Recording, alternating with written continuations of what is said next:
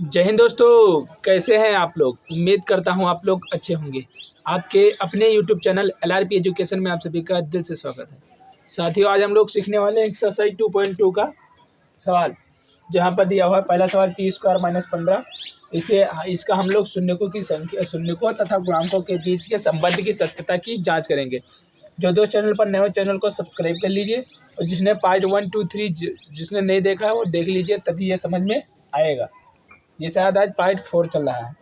तो जो दोस्त पहले की क्लास नहीं देखे हैं वो आई बटन में, वो वीडियो के डिस्क्रिप्शन में लिंक दिया हुआ है, जाकर देख सकते हैं।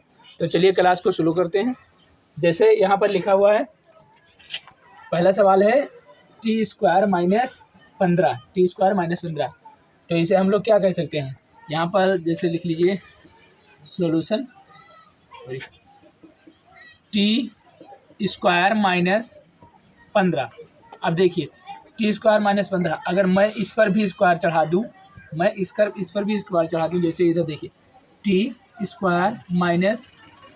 15 और 15 के भी स्क्वायर चढ़ा दूँ तो क्या हो जाएगा, a² - b², यानी a² - b² का फार्मूला बन जाएगा। क्योंकि हम लोगों को अगर ये सॉल्व करना है t² - 15 तो a² - b² का फार्मूला ही काम करेगा, जो क्या होता है a² - b², यानी a² - b² का फार्मूला होता है a - b एक बार, और एक बार a प्लस b, एक बार a प्लस b, एक बार होता है a - b, एक बार होता है a प्लस b। अगर इसे हम लोगों को सोल्व करना है t² - 15 को अगर सोल्व करना है, संबंध की सत्यता जांच करना है, तो इसे हम लोग क्या करेंगे, सबसे पहले t² - 15 है तो इस पर हम लोग स्क्वायर चढ़ाएंगे, और स्क्वायर इसलिए चढ़ाएंगे तो क्या करेंगे, यहाँ पर रूट भी चढ़ा देंगे। यहाँ पर क्या कर देंगे, यहाँ पर रूट भी चढ़ा देंगे, क्योंकि ये स्क्वायर लगा और रूट जो है ये स्क्वायर से रूट ये कट जाता है। जहाँ पर भी रूट में, जैसे मान लीजिए रूट में 15 लिखा हुआ है या रूट में 17 लिखा हुआ है, और उसके बाद में ब्रैकेट के बाद में ये स्क्वायर लगा हुआ, तो इससे ये कट जाएगा, तो ये क्या आएगा बाहर, 15 ही आएगा, जो कि यहाँ 15 है। तो यानी अगर यहाँ पर 2 लिख दिए, यानी स्क्वायर हट गया, तो स्क्वायर से जब हटाएंगे तो ये 15 आएगा। यानी अगर इसका स्क्वायर हटा दिए तो ये कट जाएगा, तो फिर क्या आ जाएगा, t² - 15, जो कि यहाँ दिया हुआ है, तो हम लोग क्या करेंगे, स्क्वायर चढ़ाएंगे, और स्क्वायर इसलिए चढ़ाएंगे क्योंकि फार्मूला लगाना है हम लोगों को। फार्मूला ये लगाना है a² - b² का, का। तो चलिए पहले देखते हैं, 15 लिखा हुआ है, 15 लिखते हैं, उसके बाद स्क्वायर लगा देते हैं, क्योंकि जब ये स्क्वायर कटेगा तो ये कट जाएगा, इससे ये कट जाएगा। अब देखिए क्या होता है, a² - b², तो एक बार a - b। तो जैसे अगर हम इसको सोल्व करना हो तो क्या करेंगे, t² - 15 के ऊपर रूट चढ़ा देंगे, क्योंकि ये 15 हटेगा और इससे ये कट जाएगा। तो क्या करेंगे, एक बार a - b का ये स्क्वायर बन गया, a² - b a plus b, तो एक बार a - b करेंगे, एक बार a प्लस b, तो a - b, यानी a - b, तो t - b, और b पर क्या है, रूट लगा हुआ है 15, t - b, तो एक बार ये हो गया, और एक बार क्या करेंगे a प्लस b, यानी ये a हो गया और ये b हो गया, a b, तो एक बार करेंगे t प्लस रूट 15, इस तरह से t प्लस रूट 15। तो एक बार क्या हो गया, a प्लस b, एक बार हो गया a माइनस b, और एक बार होगा a प्लस b, क्योंकि a² - b² है, ये देखिए a² और माइनस b² b के ऊपर स्क्वायर, तो इसका होता है a - b a plus b। तो एक बार हम लोग ले लिए a - b t - 15 रूट 15, और एक बार ले लिया t प्लस 15, तो यानी a plus b a minus b। अब देखेंगे शून्यकों के लिए,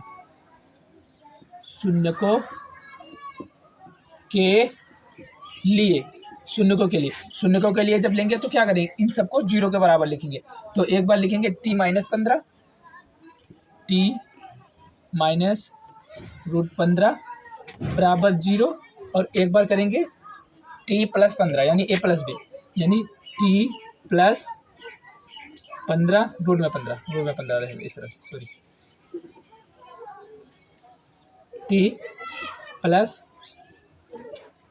15 वो भी रूट में।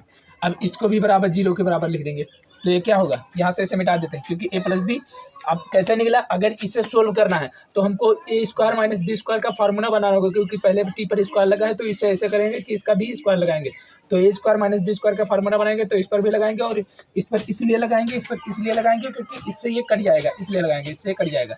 तो उसके बाद a - b का फार्मूला रखेंगे, तो a - b और a प्लस b, इसे हम लोग इरेज कर देते हैं। जैसे यहाँ t -15 है, अब देखिए t, अब ये -15 है तो उधर जाएगा क्या होगा, उधर जाएगा तो बराबर में 15 हो जाएगा, यानी रूट 15 हो जाएगा। तो ये t का मान निकल कर आ गया, यानी ये अल्फा का मान निकल कर आ गया। अब देखिए ये प्लस में 15 है, उधर जाएगा तो क्या आएगा, t माइनस का रूट 15, t माइनस का रूट 15, ये बीटा का मान निकल कर आए, ये अल्फा का मान निकल गया, ये बीटा का मान निकल। अब शून्यकों के लिए और संबंध की सत्यता की जांच करना है, अगर संबंध की सत्यता की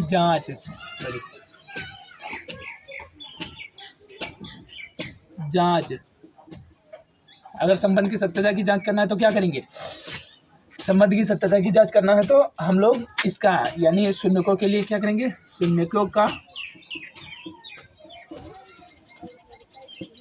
योगफल, जो हम लोग पिछली वीडियो में देख चुके हैं। शून्यकों का योगफल क्या होता है, -b/a, और शून्यकों का योगफल क्या होता है, अल्फा प्लस बीटा बराबर -b/a।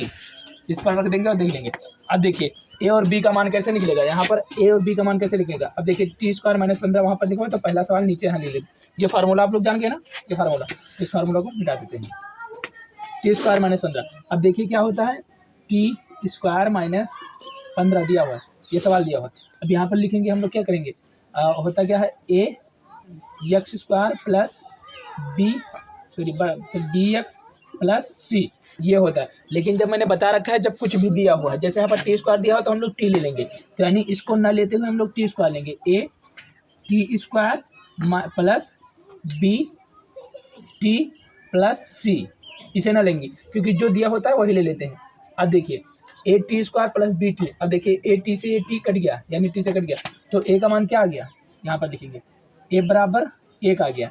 अब देखिए bt, लेकिन bt नहीं है, ये जो c का मान है, c का मान है, क्योंकि ये चर राशियाँ हैं, ये अचर राशियाँ, तो यहाँ पर c का मान पहले निकलेगा।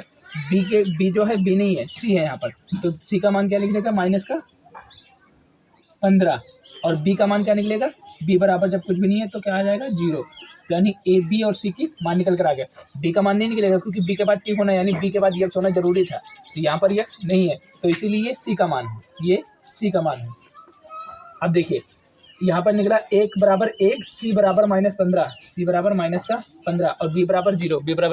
अब देखिए क्या करेंगे, अल्फा प्लस बीटा, शून्यकों का योगफल क्या होता है, alpha plus beta minus b/a। अब देखिए अल्फा और बीटा का वैल्यू रखेंगे, अल्फा और बीटा का वैल्यू, अल्फा का क्या वैल्यू है,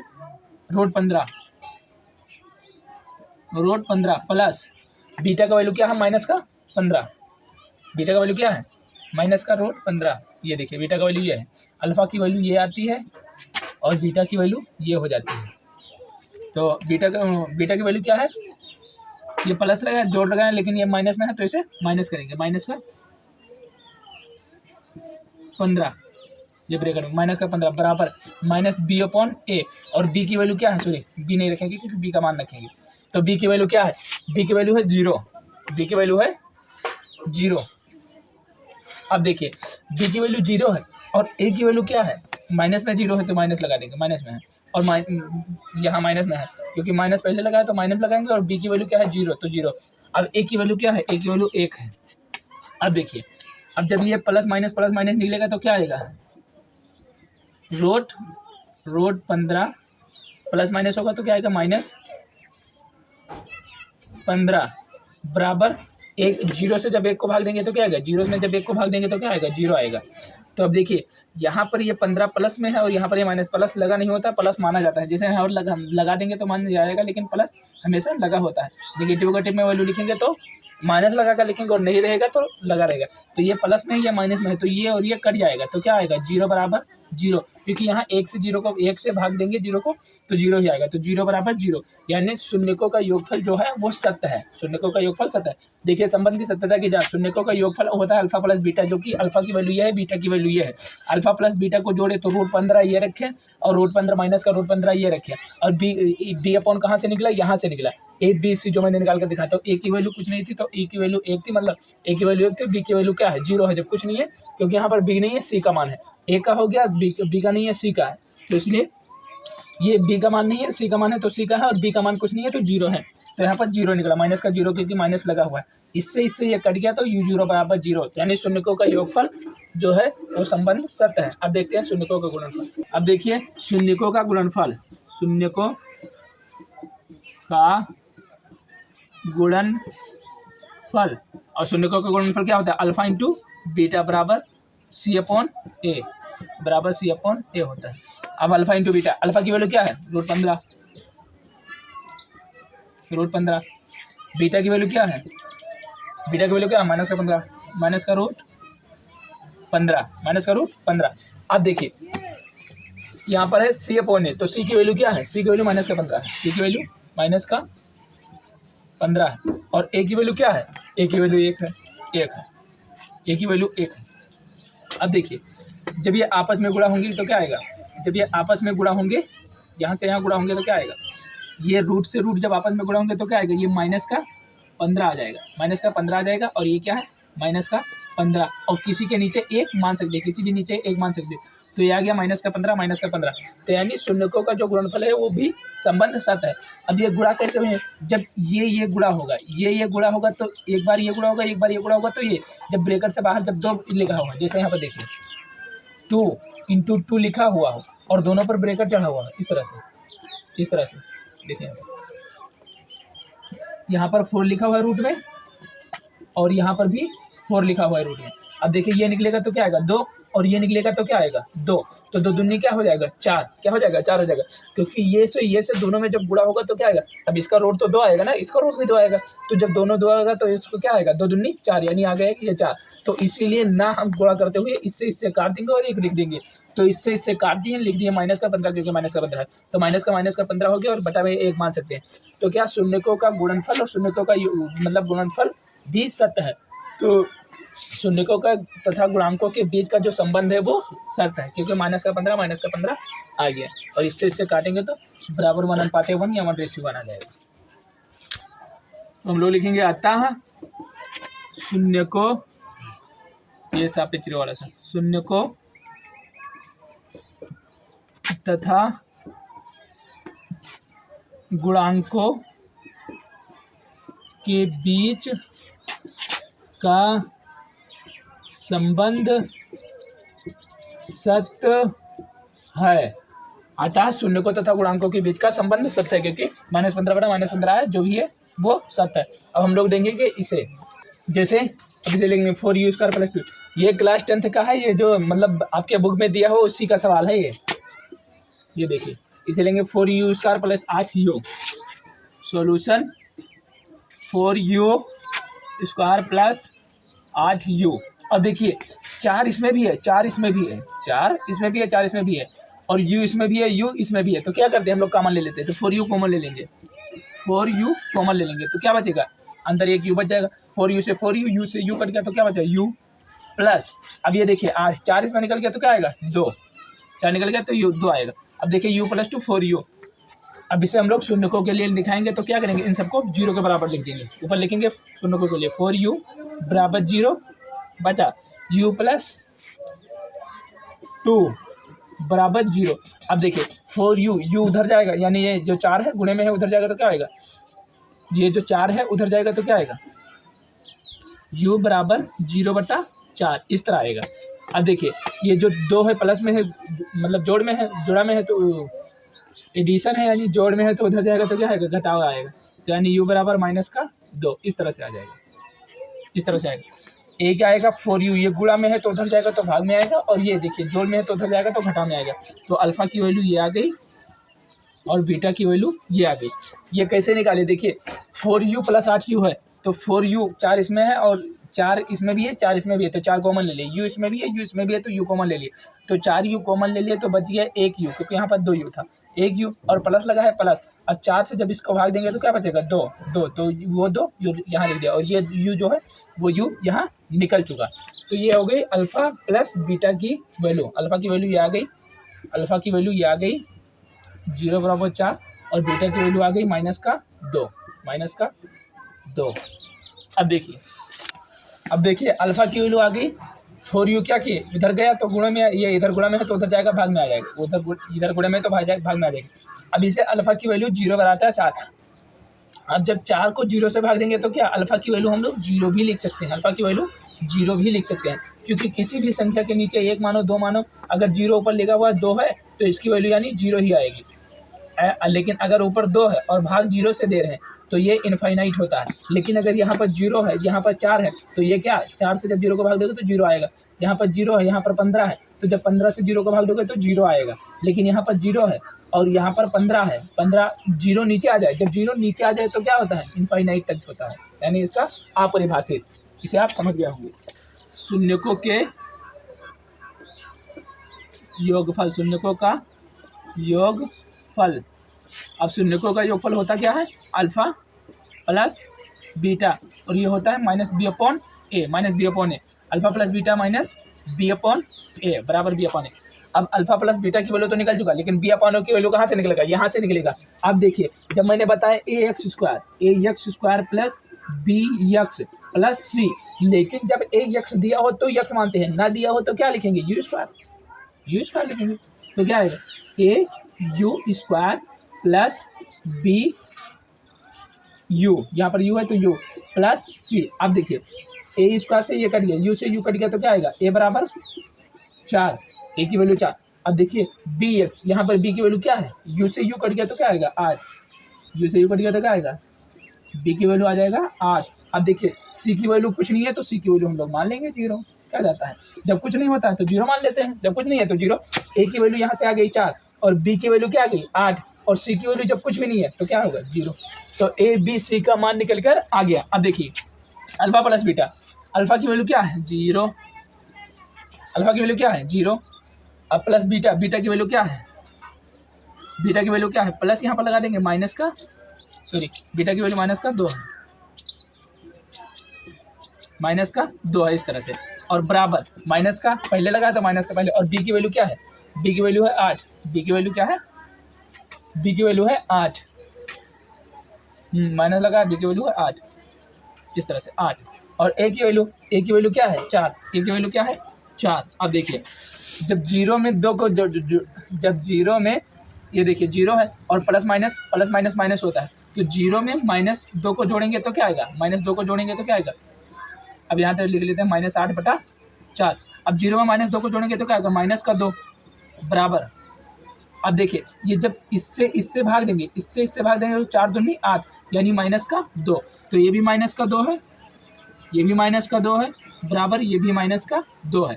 तो क्या आ गया, जब बराबर आ जाए तो शून्यकों का योगफल के बीच जो संबंध है वो सत्य है। -2 ये भी आ गया, -2 ये भी आ गया, तो शून्यकों के जो योगफल है वो सत्य है।